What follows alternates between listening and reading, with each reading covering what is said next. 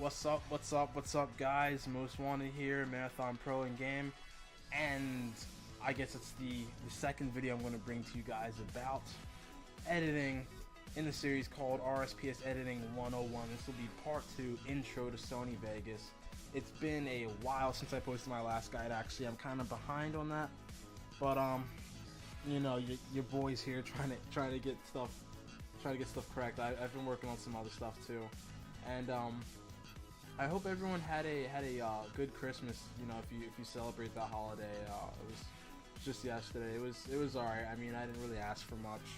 It was just nice being around friends and family. So that's what I'm thankful for. But yeah, let's get on with this guide. This is gonna be actually I don't know how long this one's gonna be because it's you know, there's a lot of stuff to do for an intro, but for this one I think I'm gonna go over the basics, like importing clips and you know, your pan crop tab and like where you add your effects, and I'll try to go over that type of stuff. We'll see how that goes. So yeah, waiting for Vegas to load. Also, just, you know, while we're waiting for this to load, I was able to check forms for a little bit, and it was actually pretty amazing to see that for video of the week we had, I think or not video of the week, video of the month, we had about six or 5 entries. That's pretty amazing. I mean, I hope people will continue to do so. You know, it's so fascinating to see that people are actually willing to try to make new videos and stuff now. But okay, I'm gonna get on with the video anyways. So this is Sony Vegas. This is just your basic layout, and actually I'll skip that part for a second. So yeah, this is your basic layout. This is your preview window, and this is your composition timeline. Any effects or media files that you import will be displayed up here. Okay, so I'm gonna start with your display window. I usually keep my layout, the whole Sony Vegas layout, to default. If yours is not default, I think you go to View, Window Layouts, and then Default Layout, or Alt-DD as the hotkey. So what I usually do for my preview windows, I always have it set to preview and quarter. Now what this is, it's the quality of your preview, and I'll show you that in just a second once I import a clip. So let me go ahead and do that.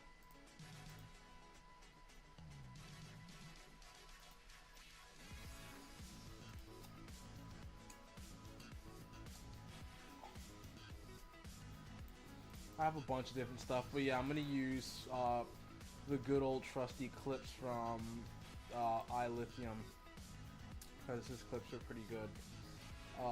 I have some of my own, but these are just easier to use because they're just available.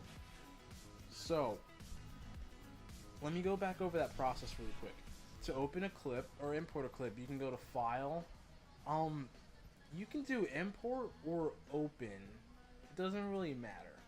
But yeah, you can do File, Open, or hit Control O and find any type of media supported by Sony Vegas, which is like WMVs, MP4s, MP3s. Sony Vegas supports a very wide variety of things. I don't think it supports .FLV though, but I mean, why would you ever use that file format, you know? So yeah, you want to always search for all project and media files. So you will select any clip, song, or, you know, video that you want, and you would import it. And this is what it looks like.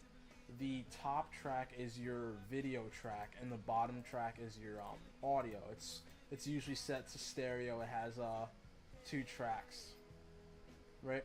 And then if you want to move your clip around on the composition timeline, you simply just, you know, click it and drag it and move your mouse. So you always want to start all at the very beginning. And you have various buttons down here.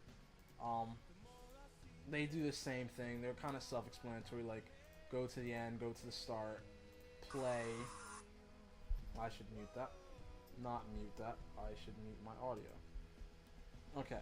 Yeah, you can play it and watch your clips. So getting back to the preview quality, let me quick scale this up so you guys can see it better.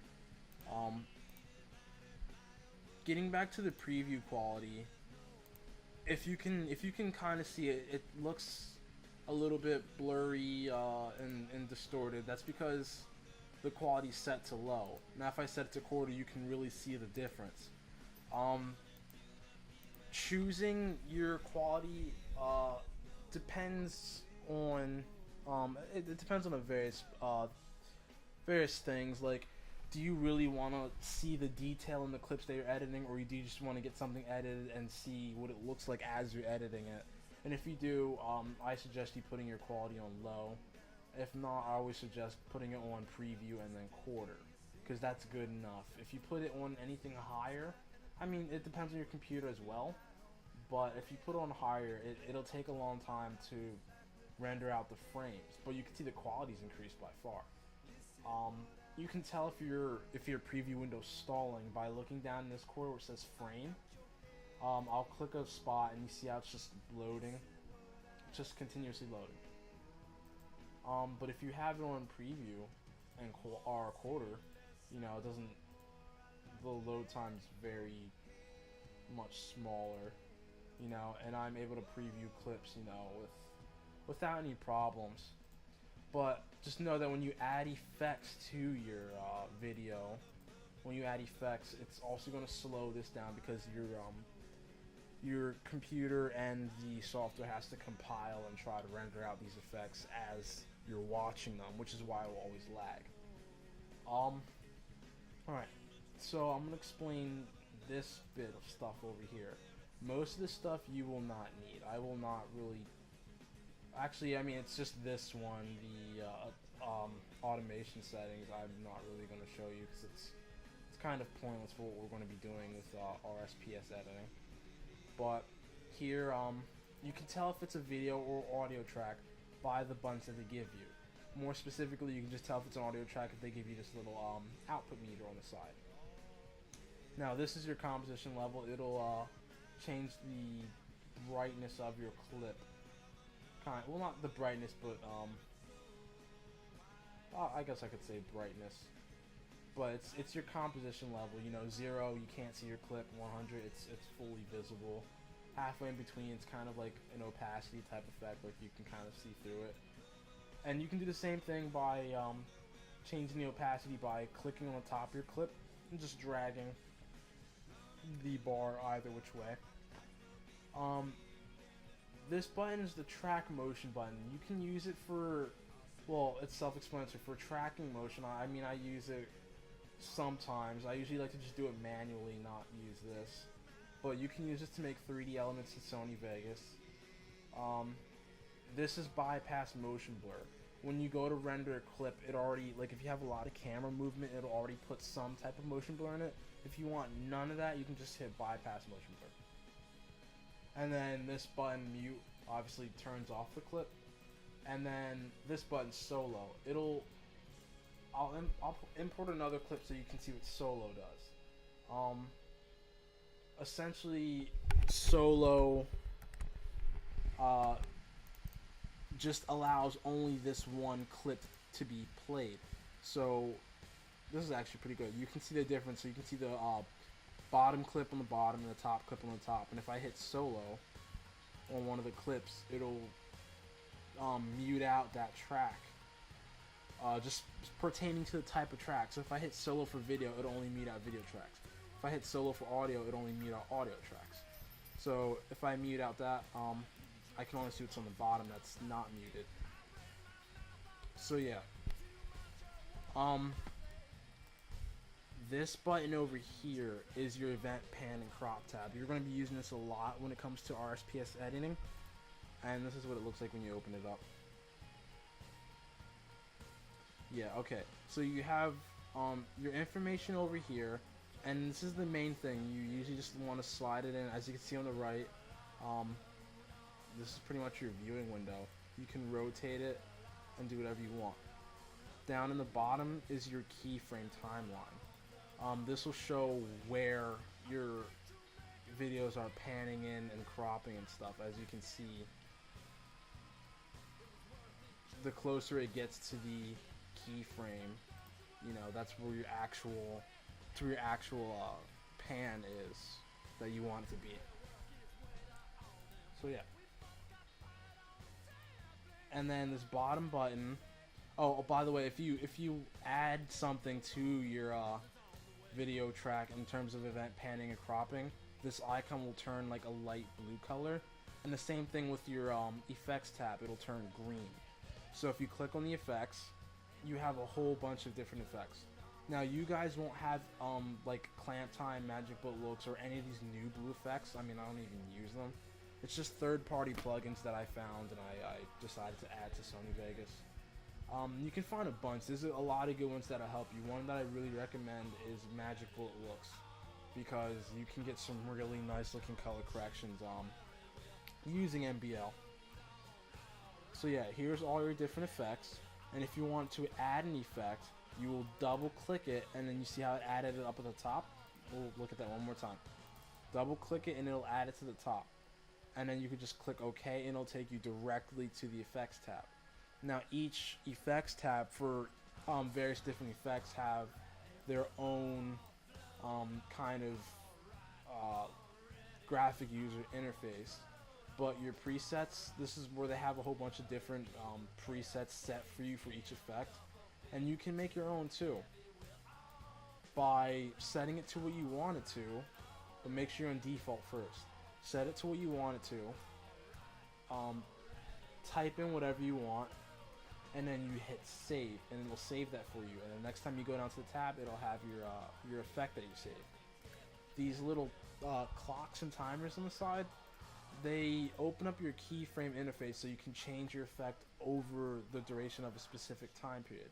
So like, if I didn't have this on and I just set the blur amount to high, you can see that immediately at the start of your clip, you already have this effect taking place. But if I want it to take place over time, I'll open up my keyframe timeline and then have it gradually increase over time. Or I can drag my starting keyframe and have it start at a small amount of time. So like in this whole clip, there's no blur until it just reaches this point. But if I dragged it all the way back, you can tell by this line that's moving in a linear fashion, it'll gradually increase until it reaches the parameters you set for the effect. So yeah, that's for videos. For audio, it essentially works the same way, except you don't have pan and crop. You have your event effects tab, and it's the exact same thing. A lot of these you will not need to use, but one that I use a lot is the track equalizers. Same concept. You want to double click it and it'll add it to the top left, and you hit OK, and it'll open up your effect. Now some of the audio effects and some of the video effects, they don't have a keyframe timeline, so you kind of have to play around to get your effect to look like it's transitioning over time.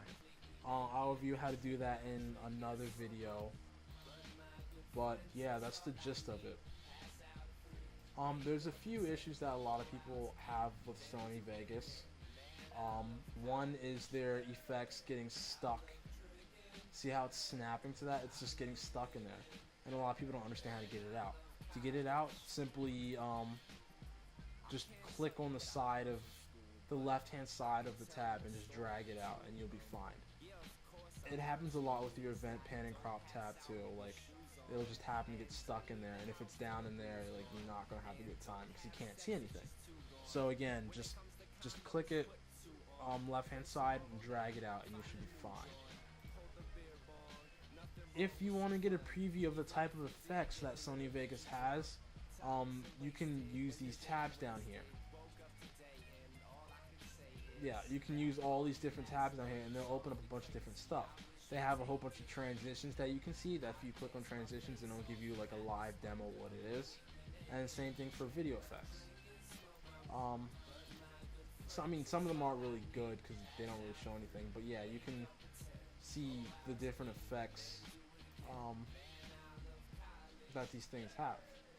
So it's fairly interesting. It's Sony Vegas is really not as hard as everyone makes it out to be, and I would actually rate this program like a solid, maybe like 8 out of 10 because it gets the job done for editing stuff of this caliber. I mean, I make almost all my videos in Sony Vegas, and it's so fast and easy to do. It's very simple.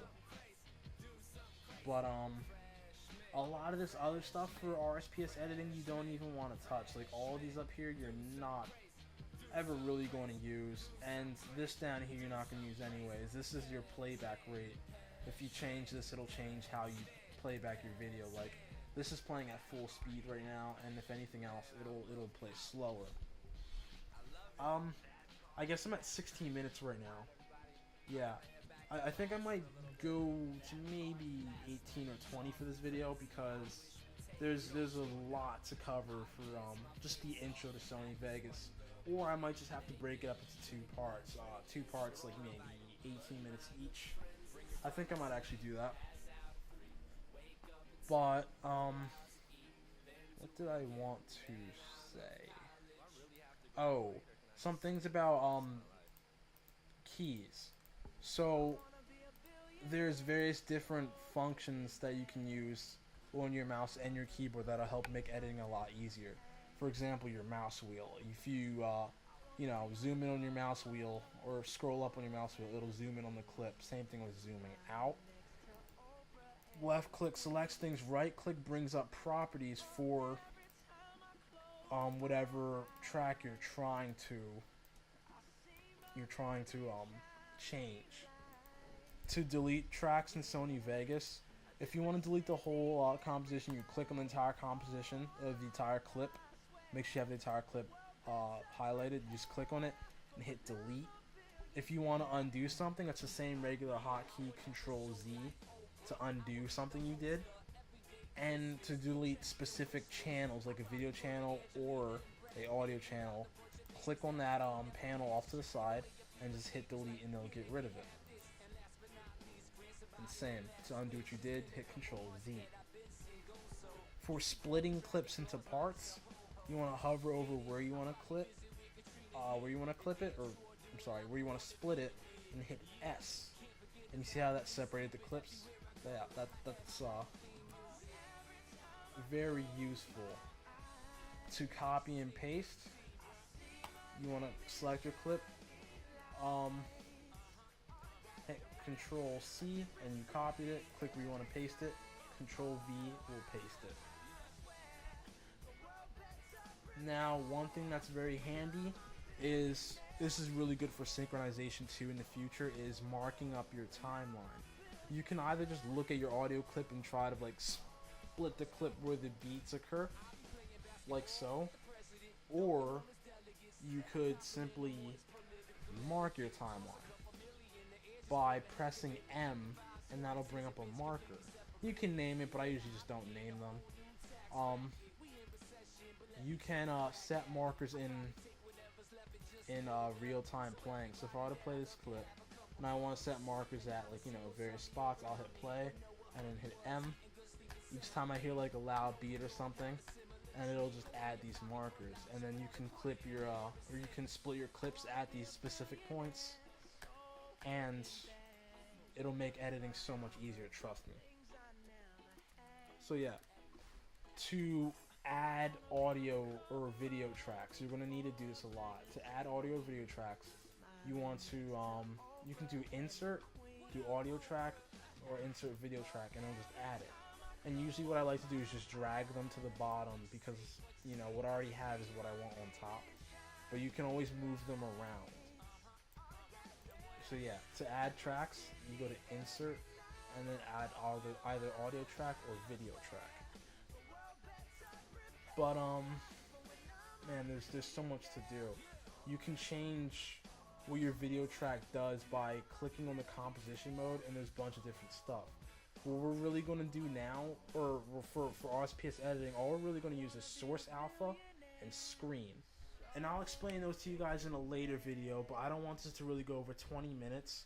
So yeah, this is the the gist of Sony Vegas. It's a lot to like sit here and listen to someone talk about it, but once you get into it and you start playing around with it a bit, it becomes a whole lot easier. But yeah, just give it some time. So this will be part 1 of Intro to Sony Vegas, and I'll make another part eventually coming up. I might just do that soon, because there's still a good bit that I want to go over, at least 10 minutes more worth of explaining. But yeah, so this is part 1, guys. Thanks for watching. I'll stay tuned for part 2, and just keep making those video of the month entries. They're really great. The prizes are amazing too in game. Like 140 mil for a short video. Man, you guys should really take advantage of that. But yeah, I'll see you guys later. Thanks for watching, and stay tuned for part 2. And as always, if I can make these guys any better for you or do them in a different way, just let me know. Peace out.